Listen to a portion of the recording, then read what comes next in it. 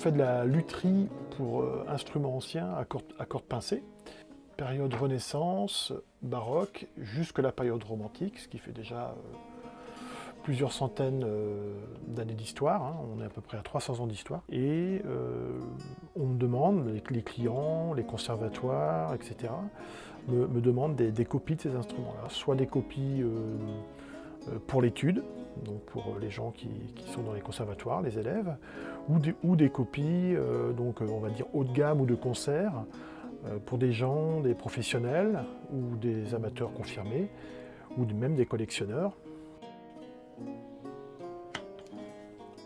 Depuis l'enfance, en fait, j'aime beaucoup travailler le bois, et j'avais des gens dans ma famille, notamment un oncle qui était menuisier ébéniste, chez qui je passais la plupart de mes mercredis après-midi avec mon cousin. Bon, à l'époque, on ne faisait pas des instruments de musique, mais on faisait des cabanes.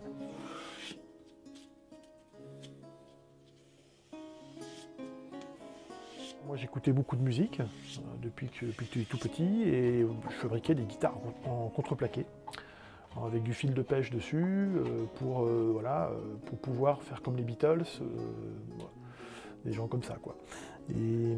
Et du coup, j'ai toujours voulu faire ce métier, mais bon, la vie en a décidé autrement. J'aimais aussi l'électronique parce que c'était un métier qui perçait pas mal à l'époque, et donc du coup j'ai fait électronicien pendant 25 ans, hein, dans l'industrie.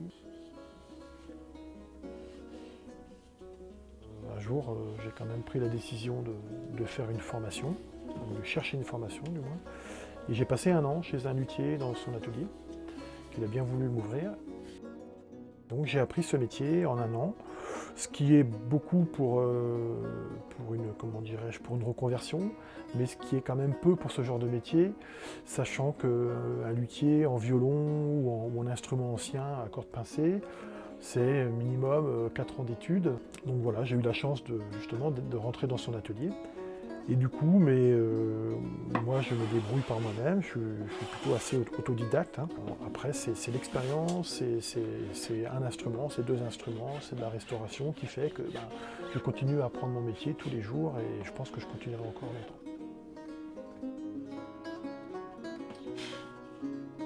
C'est un métier qui associe plusieurs métiers dans un seul. On a la connaissance du bois, on a la connaissance des outils, l'affûtage, les machines, pour le peu qui en est. Il faut quand même savoir s'en servir, les entretenir. Beaucoup d'outils à main également, donc des outils qui ne sont pas très utilisés, sauf en ébénisterie. Et donc dans ce métier, on fait donc, de l'ébénisterie entre guillemets. On fait donc de la lutherie, de l'acoustique. Et on fait donc le vernissage, les finitions. Tout ça sont des métiers qui, avant, dans les petites manufactures ou les petits ateliers, étaient découpés pour plusieurs personnes. On avait un vernisseur, on avait des gens qui faisaient le montage, des gens qui s'occupaient de débit du bois, etc., comme en ébénisterie. Et le fait de faire ce métier-là, déjà il y a beaucoup d'apprentissage, et moi j'aime beaucoup apprendre.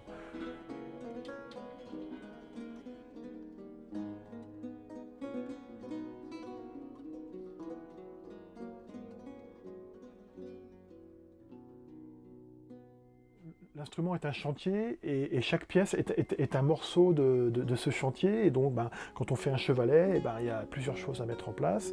Quand on fait le dos d'un instrument, il y a plusieurs choses à mettre en place. C'est pas du tout la même chose. La table également, etc., etc.